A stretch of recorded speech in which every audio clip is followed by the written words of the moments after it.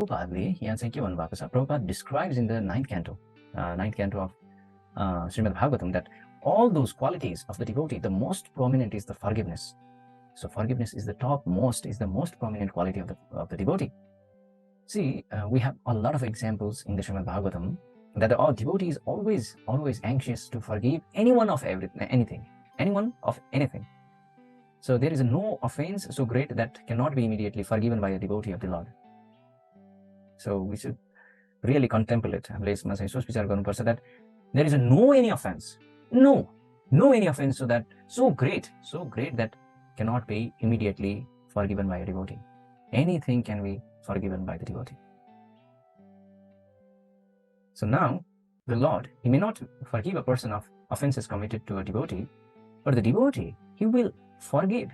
He will instantly forgive, especially as soon as a person desires forgiveness. You see, the Lord may not forgive the person immediately, but the devotee will immediately forgive someone who desires forgiveness. This is the quality of a love. This is the quality of a devotion, the willingness to forgive and forget. So in life also, we have to forgive and we have to forget. So sometimes it's so hard to forget and it's so hard to forgive.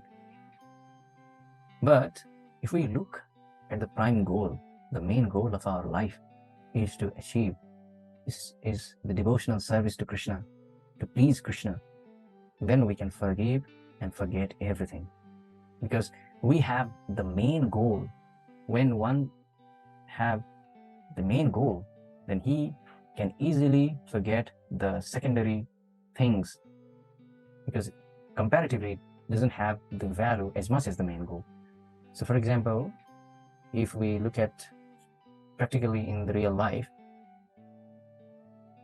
जस्तो कि टिना फलाम बराबर तब भनेर भन्छ नि हैन, so they get so much rude words from the common people, general people.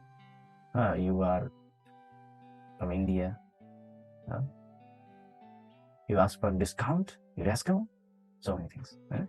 But he tolerates because he have the bigger aim that he has to sustain his family. He has to sustain his family. He has to marry his children, daughter, isn't it? So for which he have to earn money, and for which he tolerates. Similarly, in life, we have also the main goal, the main aim is to please Krishna, is to serve Krishna.